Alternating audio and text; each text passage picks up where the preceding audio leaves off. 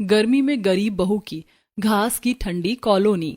सूरज आसमान से आग बरसा रहा है। ऊपर की छत से तपिश नीचे आ रही है।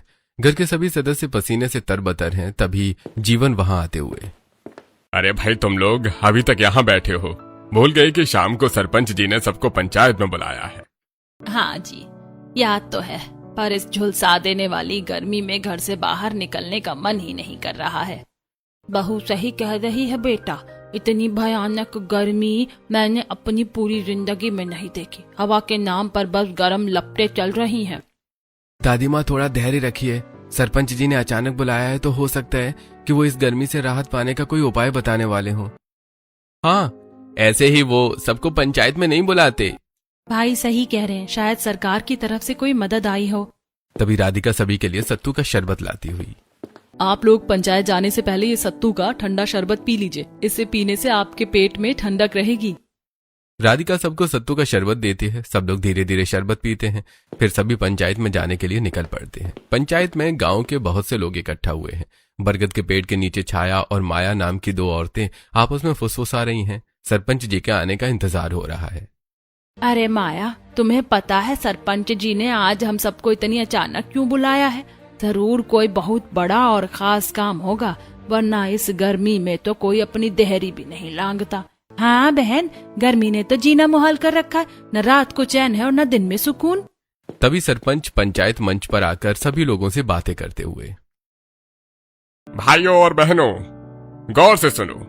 गर्मी बहुत बढ़ गई है और हमारे गांव में पानी की समस्या भी विकराल हो गई है। सूखा पड़ने के आसार दिख रहे हैं। अभी हमें सरकार से भी कोई किसी तरह की मदद नहीं मिल रही है, इसलिए हम सभी को अपने अपने घरों में अपने अपने जुगाड़ से गर्मी से राहत पानी होगी।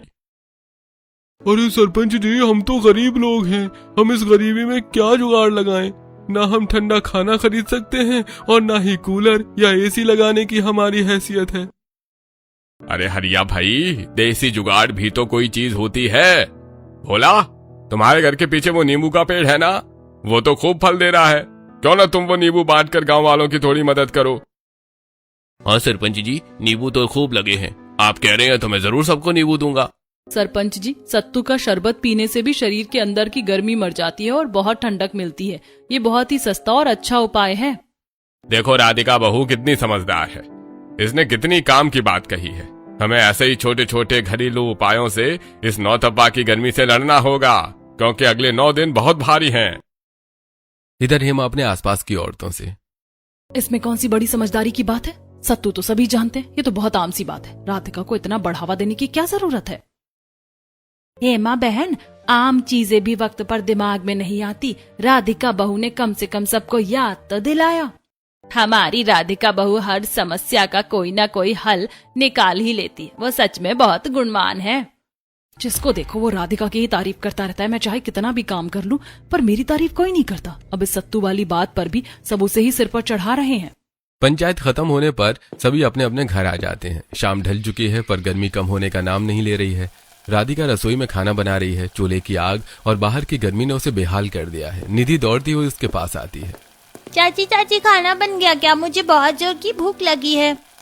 हाँ बेटा, बस थोड़ी ही देर और, दाल पकने वाली है। बस चावल चढ़ा दूं, फिर तुम्हें खाना देती हूँ। चाची, आप क्यों रो रही हैं? और आपके हाथ पैर इतने लाल क्यों हो गए हैं? बेटा मैं रो नहीं रही हूँ, ये तो बस चूल्हे और बाहर की गर्मी की वजह से हो रहा है। धुएं से आंखें जल रही हैं, इसीलिए आंसू निकल रहे हैं। तभी सावित्री रसोई में आती हुई, हे भगवान, इस घर की छत तो भट्टी की तरह तप रही है। राधिका बहू तू रहने दे, ज्यादा कुछ मत बना, बस दाल चावल ही बना ले, वही खा लेंगे। ठीक है माँ जी, मैं बस इतना ही बना रही हूँ। राधिका पसीना पोंछते हुए खाना परोसती है। सब लोग खाने बैठते हैं, लेकिन किसी का भी खाने का मन नहीं है। गर्म हवा घर के हर कोने में भर गई है। बहू, मुझसे तो खाना नहीं खाया जा रहा है। अरे इतनी गर्मी में गले से निवाला नीचे ही नहीं उतर रहा, हाथ पैर जल रहे हैं। पहले जरा ठंडा पानी पिला दो। ये लीजिए बाबूजी, पानी पीजिए। पर ये पानी भी तो गर्म हो गया है। घड़े का पानी भी अब उबलने लगा है। अरे इतने गर्म पानी को कौन पिएगा? इसे पीकर तो और गर्मी लग रही है। क्या इस घर में कभी भी थोड़ी ठंडक नहीं मिल सकती? वहीं गांव के दूसरे हिस्से में कमला के घर पर भी हालात वैसे ही हैं। बूढ़े दादाजी खाट पर लेटे करहा रहे हैं। कमला पंखा कर रही है और उससे गर्म हवा आ रही है। हे भगवान, अरे मुझे लग रहा है कि इस साल की गर्मी मेरी जान लेकर ही छोड़ेगी। मेरे सीने में जलन हो रही है और सांस लेने में भी तकलीफ हो रही है। दादाजी आप ऐसा मत कहिए, हिम्मत मत हारिए, मैं आपके सिर पर ठंडे पानी की पट्टी रख देती हूँ।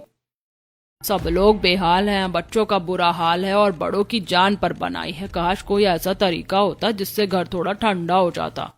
तो वहीं गांव के एक और घर में सरिता का बेटा दीपेश जमीन पर लेटा हुआ है। वो पसीने से लथपथ है। हाँ, मुझे बहुत गर्मी लग रही है। मैं आज रात खाना नहीं खाऊंगा। मैं जा रहा हूँ बाहर आंगन में सोने, वहाँ शायद थोड़ी हवा मिल जाए। नहीं बेटा, बाहर मत जाओ, बाहर बहुत मच्छर है और लू भी चल रही है, तुम्हारी तबीयत और खराब हो जाएगी। क्या करूँ माँ, अंदर दम घुट रहा है। ऐसा लग रहा है जैसे किसी ने आग के गोले के अंदर बिठा दिया है। उधर शोभा का पति किशन काम से लौटा है। वो बहुत थका हुआ है। शोभा उसके लिए खाना लगाती है, जिसे देखकर किशन, शोभा, दिन भर कड़ी धूप में मजदूरी करके आओ और शाम को घर में भी इतनी गर्मी मिले तो इंसान कहाँ जाए। तुम ये खाना ले जाओ, मेरा खाना खाने का बिल्कुल मन नहीं है। अगर ये ऐसे ही खाना नहीं खाएंगे और परेशान रहेंगे तो बहुत कमजोर हो जाएंगे, फिर काम पर कैसे जाएंगे।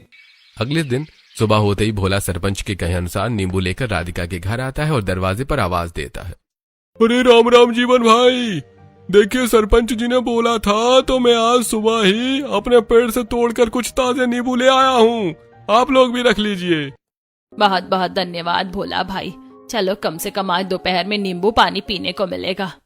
भोला नींबू देकर चला जाता है। फिर सावित्री राधिका से, राधिका बहू जाओ, सबके लिए नींबू का शरबत बना कर ले आओ। जी माँ जी। राधिका किचन में जाती है और नींबू पानी बनाने के लिए घड़े का पानी निकालती है।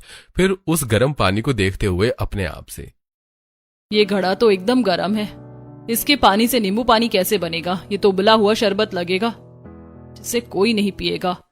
राधिका बहुत उदास हो जाती है। तभी उसे अपनी दादी माँ की एक पुरानी बात याद आती है।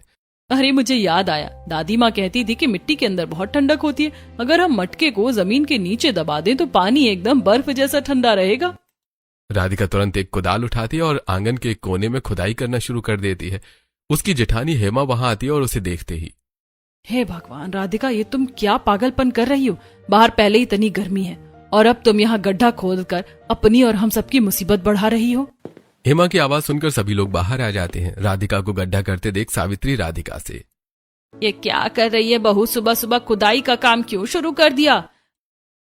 माँ जी आप बस देखती जाइए, मैं हम सब के लिए ठंडे पानी का जुगाड़ लगा रही हूँ। अगर ये कामयाब रहा तो हमें दोपहर में बर्फ जैसा पानी मिलेगा, ठंडा पानी, और वो भी खोद कर। माँ जी आपने इसे शरबत बनाने के लिए कहा ही क्यों। देखिए ये हर काम उल्टा ही करती है, अब पूरा आंगन गंदा कर देगी। तू चुप रहे हेमा, देखते हैं राधिका क्या कर रही है, उसे अपनी कोशिश पूरी करने दे। वैसे भी गर्मी से हम सब बेहाल हैं, शायद कुछ नया रास्ता मिल जाए। राधिका मेहनत करके गड्ढा खोदती है और फिर वो मटके को अच्छी तरह धोकर गड्ढे के नीचे पानी छिड़कती है और मटका वहां गाड़ देती है। वो उसे ऊपर से बोरी से ढक देती है। माँ जी अब थोड़ी देर इंतजार कीजिए, बस 2 घंटे बाद हमें इस मटके से बिल्कुल ठंडा पानी मिलेगा, फिर हम सब मजे से नींबू पानी पियेंगे।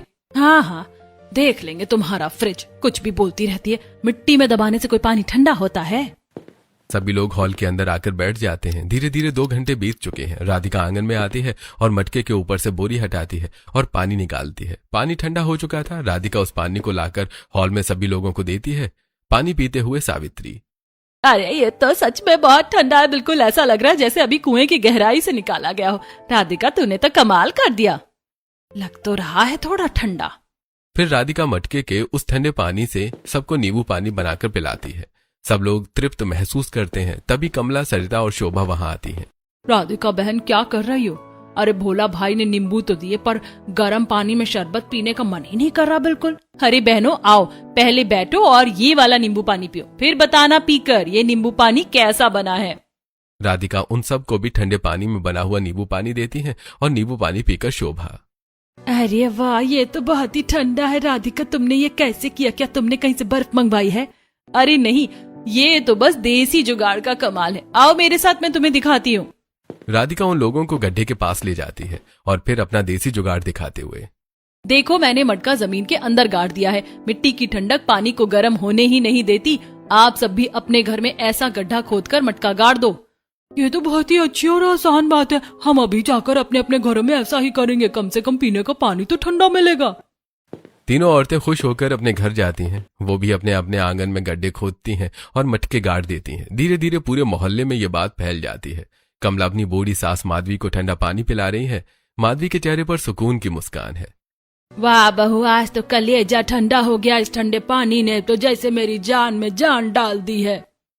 दूसरी तरफ सरिता अपने बेटे दीपेश को ठंडा पानी देते हुए, लो बेटा ठंडा पानी पियो। देखो राधिका चाची की वजह से हमें घर में ही ठंडा पानी मिल गया।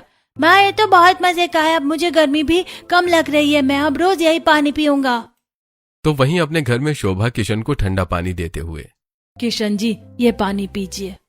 ठंडा पानी पीकर किशन, सच में शोभा, इस ठंडे पानी ने मेरी सारी थकान मिटा दी। अब ऐसा लग रहा है कि रात को चैन की नींद आएगी। अब पूरी कॉलोनी ने ठंडे पानी के लिए ये देसी जुगाड़ अपना लिया है। एक बड़ी समस्या का समाधान हो चुका है, लेकिन अभी भी घर की दीवारों और छतों की गर्मी एक बड़ी चुनौती बनी हुई है। अगले दिन सुबह राधिका और हेमा अपनी गुंडियां लेकर तालाब से पानी भरने के लिए बाहर जा रही होती हैं। तभी सावित्री उन्हें रोककर राधिका से, बहू राधिका तू रुक जा बेटा। तू अभी 3 महीने की गर्भवती है। तुझे इस हालत में और इतनी भारी गर्मी में तालाब तक नहीं जाना चाहिए। हेमा चली जाएगी। हाँ, इसे तो हर तरीके से आराम और सहारा मिलना ही चाहिए। मैं तो जैसे पत्थर की बनी हूँ। नहीं माँ जी, आप फिक्र मत कीजिए, मैं बहुत धीरे धीरे चलूंगी। राधिका और हेमा तालाब की तरफ निकल जाती हैं। तालाब पहुंचकर वो तालाब में बनी सीढ़ियों पर पहुंचती हैं। वहां कमला, सरिता और शोभा पहले से ही पानी भर रही हैं। अरे राधिका बहन आओ आओ, तुमने कल जो मटका गाड़ने वाला जुगाड़ बताया था उससे तो हमारे घर में क्रांति आ गई है। कम से कम पानी तो अब गले को नहीं जलता। ये सुनकर बहुत खुशी हुई कमला बहन, पर गर्मी तो रुकने का नाम ही नहीं ले रही। हाँ बहन, मेरी तो छत इतनी तप रही है कि दोपहर में कमरे के अंदर बैठना भी दूभर हो जाता है। मेरे घर का भी यही हाल है। मेरा बेटा दीपेश तो रात भर सो नहीं पाया। लू लगने के डर से उसे बाहर भी नहीं सुला सकते। राधिका, क्या इसका भी कोई देसी जुगाड़ है? अरे अब क्या ये आसमान से बादल नीचे उतार लाएगी? गर्मी है तो लगेगी ही। हम लोग तो हमेशा से ऐसे ही रहते आए हैं, अब नखरे करने से क्या होगा।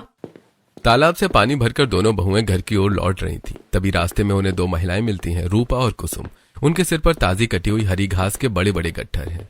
अरे बहन जरा रुकना, बहुत तेज प्यास लगी है। क्या आप अपनी इस गुंडी से थोड़ा पानी पिला दोगी? गला सूख कर कांटा हो गया है। क्यों नहीं रूपा बहन, ये लीजिए, अभी ताजा भरकर ला रहे हैं। आप लोग आराम से पानी पीजिए। राधिका उन दोनों औरतों को पानी पिलाती हैं और फिर, वैसे इतनी दोपहर में आप ये घास लेकर कहाँ जा रही हैं? हम इसे शहर की तरफ बेचने जा रहे थे। गर्मी के मौसम में गाय भैंस यही चारा खाती हैं। बहन एक और उपकार कर दो, अपनी गुंडी से थोड़ा थोड़ा पानी हमारे इन घास के गट्ठरों पर भी छिड़क दो ना, हमें इससे बहुत मदद मिलेगी। पानी छिड़कने से क्या होगा रूपा बहन? इससे तो आपका बोझ और बढ़ जाएगा, घास गीली होकर भारी हो जाएगी। अरे नहीं राधिका, ये हरी घास गीली होकर बहुत ठंडी हो जाती है। जब हम इसे सिर पर रखते हैं तो सिर में ठंडक पहुंचती है और लू का असर कम होता है।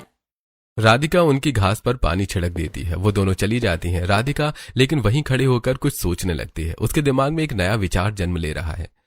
अगर ये घास सिर को ठंडा रख सकती है तो क्या ये हमारे घर को ठंडा नहीं रख सकती है?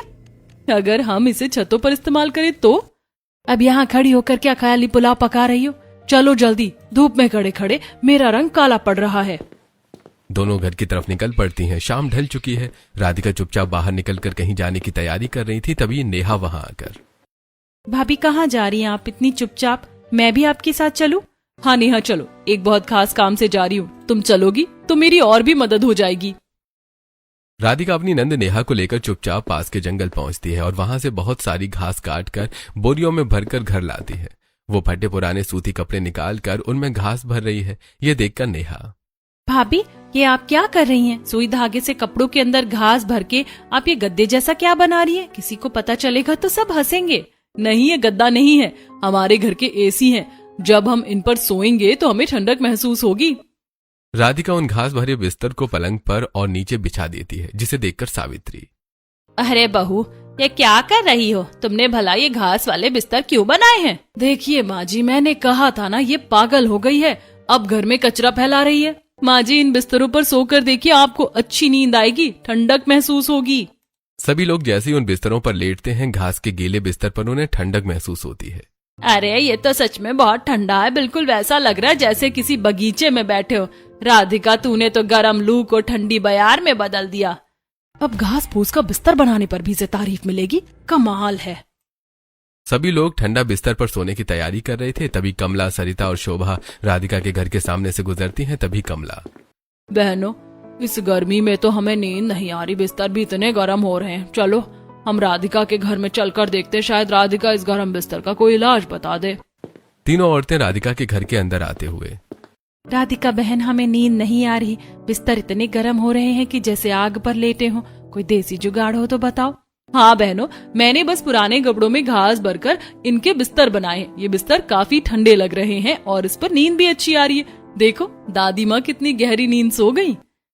ये तो बहुत ही सरल है, हम भी कल सुबह ही जंगल जाकर घास लाएंगे और ऐसे बिस्तर बनाएंगे, कम से कम रात की नींद तो चैन से आएगी। अगले दिन सभी औरतें जंगलों से घास काट कर लाती हैं और अपने अपने घरों के लिए बिस्तर बनाती हैं। धीरे धीरे सारी कॉलोनी में यह बात फैल जाती है और पूरे गांव वाले घास के ठंडा बिस्तर पर सोने लगते हैं। ठंडा बिस्तर पर लेटे हुए कमला की सास माधवी कमला से, वाह बहू, आज तो ऐसा लग रहा है कि स्वर्ग धरती पर आ गया है। तो वहीं दीपेश अपने घर में बिस्तर पर लेटे हुए अपनी माँ से, माँ बिस्तर सचमुच बहुत ठंडा है, अब बहुत अच्छी नींद आएगी, बहुत दिनों बाद आज मैं चैन की नींद सोऊंगा। तो वहीं अपने घर में बिस्तर पर लेटे हुए किशन अपनी पत्नी से, आज तो घर में सुकून है शोभा, इस बिस्तर पर लेटकर थकान जैसे हवा में उड़ गई हो। अगले दिन सुबह कुमार मजदूरी पर जाने के लिए तैयार हो रहा है। वो अपनी फटी हुई चप्पलें पहनता है और राधिका से, राधिका ये चप्पलें पहनकर धूप में चलना बहुत मुश्किल है, ऐसा लगता है जैसे अंगारों पर पैर रख दिया हो। रुकिए कुमार जी, आप अभी मत जाइए, मेरे पास इसका भी एक छोटा सा जुगाड़ है, बस 5 मिनट दीजिए, मैं अभी आती हूँ। राधिका दौड़कर अंदर जाती है और वो 2 सूती कपड़ों के टुकड़ों में थोड़ी सी घास भरती है और उन्हें चप्पल के ऊपर वाले हिस्से पर चिपका देती है और तलवे के पास भी घास का अस्तर लगाती है। फिर उन चप्पलों को लाकर कुमार को देते हुए, लीजिए अब इन्हें पहनकर देखिए, ये घास आपके पैरों को जमीन की तपिश से बचाएगी और पसीने को भी सोख लेगी। कुमार उन चप्पलों को पहनकर राधिका से, अरे वाह राधिका, ये तो बहुत आरामदायक है, ऐसा लग रहा है जैसे मखमल के बिस्तर पर चल रहा हूँ। भाभी आप तो सच में कमाल हो, अब तो पूरे मोहल्ले के लोग आपसे चप्पलें बनवाएंगे। कुमार उन चप्पलों को पहनकर बाहर निकलता है। गांव के लोग उसे देखकर बहुत खुश होते हैं और फिर राधिका के घर आकर चप्पल बनाने का तरीका पूछते हैं। फिर अपने अपने घरों में जाकर घास की चप्पल बनाकर पहनते हैं। इस तरह पूरा गांव घास की ठंडी चप्पल पहनने लगा था। ऐसे कुछ दिन बीत जाते हैं। एक दिन एक ठेले वाला ककड़ी भेल की आवाज लगाता हुआ निकलता है। ताजा ककड़ी ले लो, ठंडी ठंडी ककड़ी भेल ले लो, गर्मी भगाओ, ककड़ी खाओ। ठेले वाले की आवाज सुनकर राधिका अपनी सास से, माँ जी आज से हम खाने में रोटी सब्जी के साथ ककड़ी भी खाया करेंगे, ककड़ी बहुत सस्ती होती है और शरीर को अंदर ठंडक रखती है। राधिका बाहर जाकर ठेले वाले से ककड़ी और बेल खरीदती है। तभी गांव की कुछ और औरतें वहां आकर सब्जी खरीदती हैं और उन्हें देखकर राधिका उन्हें समझाते हुए, बहनों सब्जी के साथ साथ ककड़ी और बेल भी खरीदो, गर्मी में हमारे शरीर को अंदर से ठंडा रखने के लिए ठंडी ठंडी चीज भी खानी चाहिए। राधिका कह रही है तो जरूर समझदारी की बात होगी, भाई हमारे लिए भी 2 किलो ककड़ी और 1 किलो बेल तौल दो, आज हम भी यही खाएंगे। राधिका अपने घर आकर बेल का शरबत बनाती है। वो मटके के ठंडे पानी में बेल का गूदा मिलाकर उसमें थोड़ी शक्कर डालती है। हेमा पास खड़ी होकर मुंह बिगाड़ रही है। अब बेल का शरबत, कोई कसर रह गई हो तो वो भी पूरी कर दो। अब क्या हम सिर्फ पानी और फल पीकर ही जिंदा रहेंगे? दीदी ये शरबत पीने से लू नहीं लगती, आप पीकर तो देखिए, आपकी सारी चिड़चिड़ाहट खत्म हो जाएगी। ये लीजिए, सबके लिए तैयार है। राधिका सबको शरबत पिलाती है। सभी को शरबत पीकर बहुत अच्छा लगता है और फिर रात को भोजन के समय राधिका सबको ककड़ी का सलाद भी देती है। सब लोग बहुत खुश नजर आते हैं। तभी खाना खाते हुए जीवन राधिका से, खाना तो अच्छा है बहू, पर ये छत तो जैसे आग उगल रही है, पंखा भी अब गर्म हवा फेंकने लगा है, इसका क्या करें। अगले दिन राधिका बाजार जाने के लिए निकलती है। रास्ते में उसे उसकी सहेलियां मिलती हैं। कमला राधिका से, राधिका हमारी छतें तो जैसे तप रही हैं, तपती छतों के नीचे रहना बड़ा ही मुश्किल हो रहा है, क्या इसका भी कोई देसी जुगाड़ है जिससे हम अपनी तपती छतों को ठंडा रख सके? बाजार जाने के बजाय क्यों ना हम सब मिलकर आज जंगल चलें और ढेर सारी घास काट कर लाएं। घास ठंडी होती है, अगर हम उन्हें छतों पर बिछा देंगे तो हमारी छत भी ठंडी हो जाएगी। हाँ ये सही रहेगा, चलो आज जंगल की सैर करते हैं। चारों औरतें अपने झोले लेकर सब्जियां लेने की बजाय जंगल की ओर निकल पड़ती हैं। वो खूब सारी घास काटती हैं और हंसते मजाक करते हुए भारी गट्ठर लेकर वापस आती हैं। राधिका छत पर चढ़कर पूरी खपरेल पर घास फैला रही है। यह देखकर हेमा, माँ जी, दादी माँ, पिताजी बाहर आइए, देखिए तो ये अब छत पर कचरा डाल रही है। कल को बारिश हुई या तेज हवा चली तो ये सारी घास आंगन में गिरेगी। ये तो पूरे घर को चिड़िया का घोंसला बना रही है।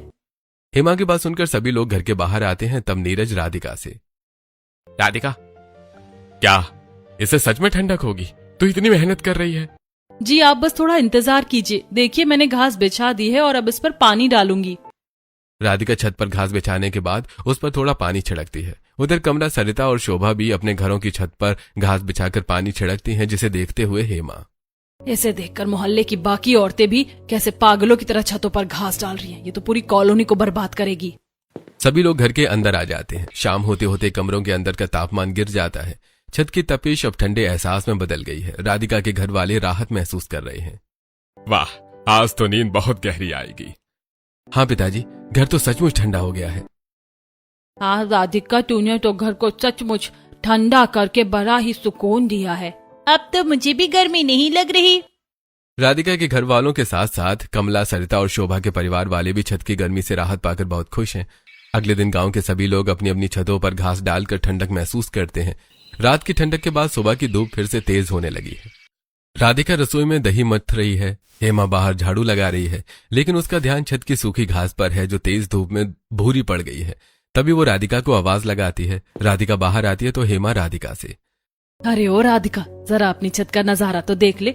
तेरी वो मखमली घास तो अब जल कर राख होने वाली है। सारा जुगाड़ धरा का धरा रह गया। सावित्री बाहर आते हुए, क्या हुआ हेमा, क्यों इतना शोर मचा रही है? सुबह सुबह हंसने की क्या बात होगी? जरा हमें भी तो पता चले। माँ जी देखिए, इसकी घास तो पूरी तरह सूख गई है। अब ये सिर्फ कचरा है।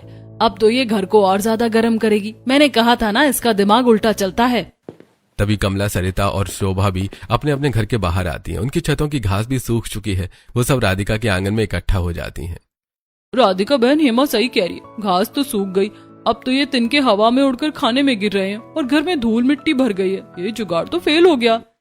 हाँ राधिका, अब तो ये कचरा साफ करना ही मुसीबत बन जाएगा। मुझे तो डर है कि कहीं इस सूखी घास में आग न लग जाए। चलो भाई, सब अपनी अपनी घास उतारो। मुझे लगा था कि पानी छिड़कने से काम चल जाएगा, पर धूप इतनी कड़ी है कि घास टिक ही नहीं पा रही। अगले दिन सरपंच के बुलाने पर गांव वाले सरपंच के घर पहुंचते हैं। सरपंच का घर गांव में सबसे बड़ा और पक्का बना हुआ है। आज उन्होंने गांव वालों को राहत के लिए शरबत पिलाने के लिए बुलाया है। सरपंच की बहू सेजल, जो शहर से आई है, सबको ठंडा शरबत दे रही है। आइए आइए सब लोग, आज गर्मी बहुत है, इसलिए हमने सोचा कि सबको थोड़ा ठंडा पिलाया जाए। सेजल बेटा, सबको शरबत दो और आराम से बिठाओ। बाबूजी, क्यों ना हम इन सबको बाहर लॉन की तरफ ले चले। वहाँ हमारी हरी घास की क्यारियां हैं, वहाँ बैठकर इन्हें बहुत ठंडक मिलेगी। लॉन, ये क्या होता है सरपंच जी? चलिए अपनी आंखों से देख लीजिए। सेजल अपने पीछे पीछे सभी को लॉन की हरी घास के पास ले जाती है। सभी लोग हरी घास पर बैठकर सुकून की सांस लेते हैं और ठंडक महसूस करते हैं। तब माया सेजल से, ये जमीन पर इतनी हरी और मखमली घास कैसे उगी है? हमारे यहाँ तो घास 2 दिन में सूख जाती है। चाची, ये शहर वाली घास है, इसे मिट्टी के साथ लगाया जाता है और रोज पानी दिया जाता है। मिट्टी की नमी और घास की ठंडक से ये हिस्सा हमेशा ठंडा रहता है। तो इसका मतलब है कि अगर घास को मिट्टी का सहारा मिले तो वो सूखेगी नहीं। अगर मिट्टी और पानी साथ हो तो घास छत पर भी जिंदा रह सकती है। राधिका के चेहरे पर फिर से एक चमक आ गई है। वो समझ गई है कि उसकी पिछली गलती क्या थी। वो वहां से लौटते समय ही अपने नए प्लान पर काम करना शुरू कर देती है। अगले दिन राधिका ने मोहल्ले की सभी औरतों को इकट्ठा करके उन्हें अपने नए प्लान के बारे में बता दी है। बहनों, मैंने समझ लिया है कि हमें क्या करना है। हमें छत पर सिर्फ घास नहीं बिछानी, बल्कि पहले थोड़ी थोड़ी मिट्टी फैलानी है और फिर उस पर घास लगानी है। मिट्टी नमी को पकड़ कर रखेगी। अरे अब क्या तू छत पर खेती करेगी? मिट्टी डालेगी तो छत का वजन बढ़ जाएगा और घर गिर जाएगा। तुम लोग इसकी बातों में मत आना, ये सबको बेघर कर देगी। नहीं है माँ, राधिका गलत नहीं कह रही है। मिट्टी तो ठंडी होती है। अगर घास जड़ पकड़ लेगी तो छत कभी नहीं तपेगी। धन्यवाद भैया। चलिए बहनों, मिट्टी लाते हैं। हम सब एक दूसरे की मदद करेंगे, छत पर मिट्टी डालेंगे और फिर उस पर जंगली घास के बीज और जड़ें फैला देंगे। पूरे मोहल्ले के लोग मिलकर तालाब के पास से टोकरियों में मिट्टी भर भर कर लाते हैं। राधिका, नेहा और सावित्री मिलकर छत पर मिट्टी की पतली परत बिछाती हैं। बच्चे और बड़े मिलकर मिट्टी पर पानी छिड़क रहे हैं और घास की जड़ें लगा रहे हैं और हेमा किनारे खड़ी होकर मुंह बना रही है। कुछ दिन बीत चुके हैं, छतों पर लगी घास ने अब जड़ पकड़ ली है और वो हरी भरी हो गई है। राधिका और कॉलोनी की औरतें कुएं पर पानी भरने आई हैं। राधिका, छतों से तो बहुत राहत मिल गई, पर ये दीवारें, दोपहर में जब सूरज ढलता है तो दीवारें तपती हैं। क्या दीवारों को भी ठंडा करने का कोई तरीका है? क्यों नहीं, हम मिट्टी की छपाई करके दीवारों पर भी घास चढ़ा सकते हैं। जैसे पहाड़ों पर काई जमती है, वैसे ही हमारी दीवारों पर घास की चादर होगी। पर राधिका, इतना पानी कहाँ से लाएंगे? दीवारों को गीला रखने के लिए तो बहुत पानी लगेगा, तालाब और कुआं भी तो दूर है। इसमें हरिया भैया हमारी मदद कर सकते हैं। हरिया भैया के पास बैलगाड़ी है, वो हमारे लिए पानी के बड़े डिब्बे ढो सकते हैं। हरिया भैया का घर तो रास्ते में ही पड़ता है, पानी लेकर वापसी में हम उन्हीं से बात कर लेंगे। सभी अपनी अपनी पानी की गुंडियां भरते हैं और वापसी में हरिया के घर जाकर उसे सारी बातें बताते हैं। सारी बातें सुनकर हरिया, अरे क्यों नहीं राधिका बहू, ये तो नेक काम है। तुम सब अपने अपने डिब्बे रख लो, मैं बैलगाड़ी से पानी ले आऊंगा। गांव के भले के लिए मैं इतना तो कर ही सकता हूँ। अगले दिन हरिया सभी के डिब्बे अपनी बैलगाड़ी में रखता है। औरतें भी उस बैलगाड़ी में बैठ जाती हैं। सभी तालाब के किनारे पहुंचते हैं और डिब्बे में पानी भरकर उसे वापस बैलगाड़ी में रखते हैं। फिर हरिया अपनी बैलगाड़ी को खींचते हुए पानी को गांव में ले आता है और सभी के घरों के बाहर रख देता है। और फिर सब लोग अपने घरों की दीवारों पर मिट्टी का लेप लगाकर उसमें घास चिपका देते हैं। धीरे धीरे पूरी कॉलोनी हरी भरी दिखने लगती है। हर घर घास का घर बन गया है। अगले दिन सरपंच अपनी बहू सेजल के साथ कार में बैठकर गांव का मुआयना कर रहे हैं। जैसे ही उनकी कार राधिका की कॉलोनी में पहुंचती है, वो दोनों दंग रह जाते हैं। अरे ये मैं क्या देख रहा हूँ? पूरी कॉलोनी अचानक इतनी हरी भरी कैसे हो गई? हर घर के ऊपर घास है, दीवारों पर हरियाली है। अरे भाई, ये तो अद्भुत है।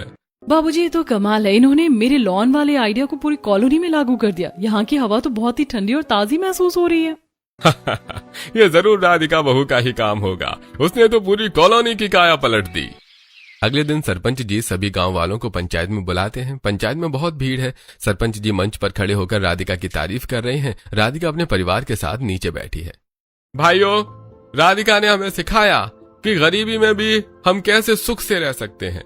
लेकिन एक और बात, मैंने शहर में देखा है कि गेहूं की घास का रस पीने से बहुत ताकत आती है।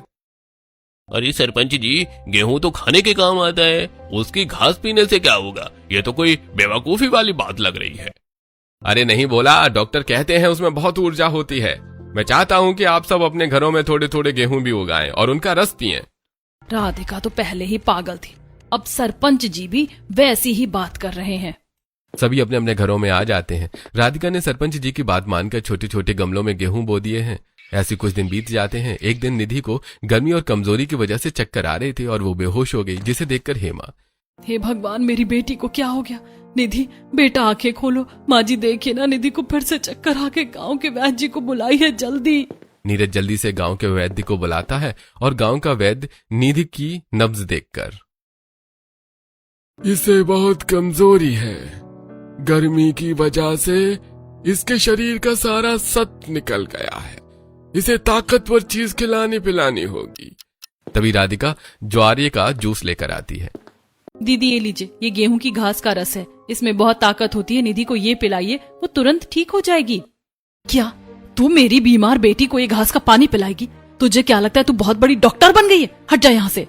नहीं माँ, चाची जो भी करती है वो हमेशा अच्छा ही होता है। मुझे ये पीना है, मुझे अपनी चाची पर भरोसा है। निधि धीरे धीरे वो जूस पी लेती है। कुछ ही देर में उसके चेहरे पर रौनक आने लगती है और वो उठकर बैठ जाती है। हेमा ये सब देखकर सन्न रह जाती है। अगले दिन जैसे ही गांव वालों को ये बात पता चलती है तो सभी अपने अपने घरों में जवारे बो देते हैं और उसका रस पीना शुरू करते हैं। कुछ दिन बीत जाते हैं। जवारे का रस पीकर अब निधि ताकतवर और बिल्कुल चंगी हो गई है। ये देखकर हेमा राधिका के पास आते हुए, राधिका मुझे माफ करते, मैं हमेशा तुझसे जलती रही, तुझे गलत समझती रही, पर तूने मेरी बेटी की जान बचाई और हम सबको इस नरक जैसी गर्मी से निकाला। तू सच में बहुत महान है।